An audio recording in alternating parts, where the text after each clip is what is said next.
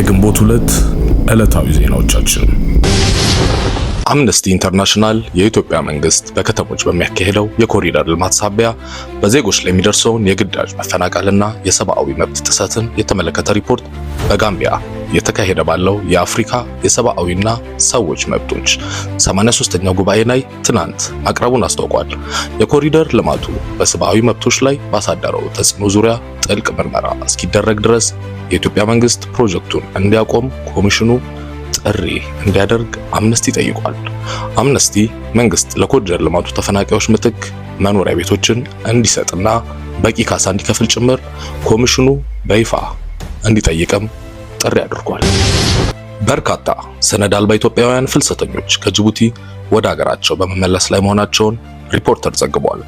ኢትዮጵያውያኑ ፍልሰተኞች በፍቃዳቸው ወደ ሀገራቸው በመመለስ ላይ ያሉት በደዋሌና ጋላፊ የድንበር ከተሞች በኩል እንደሆነ ከዓይን እማኞች መስማቱን ጋዜጣው ጠቅሷል። የጅቡቲ መንግስት ኢትዮጵያውያን ፍልሰተኞችን ጨምሮ ሰነድ አልባ የውጭ ዜጎች ከሀገሪቱ እንዲወጡ ያስቀመጠውን ቀነ ገደብ ከቀናት በፊት ተጠናቋል። ጅቡቲ ሰነድ አልባ ኢትዮጵያውያንና ሌሎች የውጭ ዜጎች እንዲወጡላት የጠየቀችው ህገወጥ ፍልሰተኞች የጸጥታና የጤና ስጋት ደቅነዋል በሚል ምክንያት እንደሆነ ባለስልጣናቷ መግለጻቸው ይታወሳል። የመቀሌው የህወሓት ክንፍ ምርጫ ቦርድ ነባሩን የህወሓት ህጋዊ ሰውነት ወደ ነበረበት ሳይመልስ የፓርቲውን ህጋዊነት እሰርዛለሁኝ ማለቱ ትርጉም አልባ ነው ሲል አዲስ ባወጣው መግለጫ አስታውቋል።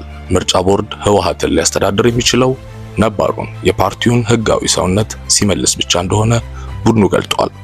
ቡድኑ አዲስ ጠቅላላ ጉባኤ ካላካሄዳችሁ እሰርዛችኋለሁኝ በማለት የሚሰነዘረው ዛቻ ለማንም አይጠቅምም ሲል ተናግሯል። ቦርዱ ሰርዛሉ የሚለው ባለፈው ዓመት ነሐሴ 3 ለህወሓት ሰጥቻለሁ ያለውንና ነገር ግን ህወሓት ያልጠየቀውን የአዲስ ምዝገባ የምስክር ወረቀት ከሆነ ግን መሰረዝ መብቱ ነው። በኦሮሚያ ክልል ምስራቅ ቦረና ዞን ጉሚ ኤልደሎ ወረዳ 13 የመንግስት ሰራተኞችን ጨምሮ 18 ሰዎች በታጣቂዎች ታግተዋል። የጉሚ ኤልዳሎ ወረዳ ምክትል አስተዳዳሪ አቶ ዶዮ ዲባ ታጣቂዎቹ ሐሙስ ረፋድ 3 ሰዓት ላይ ከነገሌ ቦረና ወደ ጉሚ ኤልዳሎ በመኪና ሲጓዙ የነበሩ ሰላማዊ ሰዎችን በማስወረድ አግተዋቸዋል። አጋቾቹም የሸኔ ታጣቂዎች ናቸው ሲሉ ለቢቢሲ አፋን ኦሮሞ ገልጸዋል። ከታገቱት መካከል 13ቱ የመንግስት ሰራተኞች፣ ቀሪዎቹ ደግሞ የአካባቢው ነዋሪዎች እንዲሆኑም ተናግረዋል። ይኸው ኃይል ከዚህ በፊትም የማሸበር ተግባር ሲፈጽም ቆይቷል። አሁን ደግሞ እገታን የገቢ ምንጭ በማድረግ ሰዎችን ጫካ እየወሰደ ከቤተሰቦቻቸው ገንዘብ በመጠየቅ ላይ ነው ሲሉ ተናግረዋል። የ14 ዓመቷ ልጃገረድ ደፍረው በአሰቃቂ ሁኔታ ወደ ገደል ወርውረው የገደሉት ወንጀለኞች በዕድሜ ልክ እስራት ተቀጡ። ይህ አሰቃቂ የወንጀል ድርጊት የተፈጸመው በትግራይ ክልል ሰሜናዊ ምዕራብ ዞን ጽምብላ ወረዳ ለምለም ቀበሌ ገበሬ ማህበር አዲ እራር መንደር መስከረም 25 ቀን 2016 ዓ.ም ነው። የአይንሸት ገብረዋህድ እማሃ የተባለው የ35 ዓመት ጎልማሳ የተጠቀሰው አካባቢ ተወላጅ ነው። መጠጥ በመሸጥ የምትተዳደረንና አሁን አብሮ ያልሆነችውን የልጁን እናት አብረን ለማደር ጠይቄሽ እምቢ ብለሽኛል የሚል ቂም ይቋጥራል።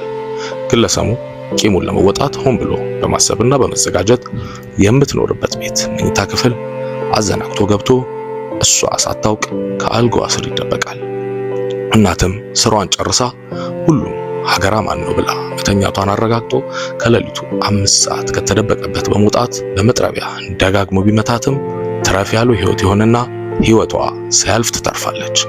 ፖሊስ ወንጀለኛውን የአይንሸት ገብረዋህድን ይዞ በእናቲቱ ላይ የፈጸመውን ድርጊት አጣርቶ በፍርድ ቤት ግድያ ሙከራ ክስ ይመሰርትበታል። በኋላም በዋስ ይለቀቅና ጉዳዩን ከውጭ ሆኖ መከታተል ይጀምራል። ይህ በእንዲህ ያለ ብቸኛ ምስክር ትሆናለች ብሎ ያሰባትን እናቲቱ ከሌላ የወለደቻትን የ14 ዓመቷን ልጃገረድ ከጓደኛው ጋር በመሆን አታለው ወደ ገደላማ ቦታ በመውሰድ በቡድን ደፍሮ ሲያበቁ ወደ ገደል ወርውረው በግፍ ይገድሏታል። የተፈጸመው የወንጀል ተግባር ውስብስብ ያለና ማስረጃ ለማጥፋትና ለመሰወር ሆን ተብሎ መሰራቱ የማጣራት ሂደቱ ላይ የተወሳሰበና ዘለግ ያለ ጊዜ እንዲወስድ ምክንያት ሆኗል። የዞኑ ማዕከላዊ ፍርድ ቤት ወንጀለኞቹ በኢፌድሪ የወንጀል ህግ አንቀጽ 539 1 ሐመርሃ መሰረት በዕድሜ ልክ እስራት መቅጣቱን አስታውቋል።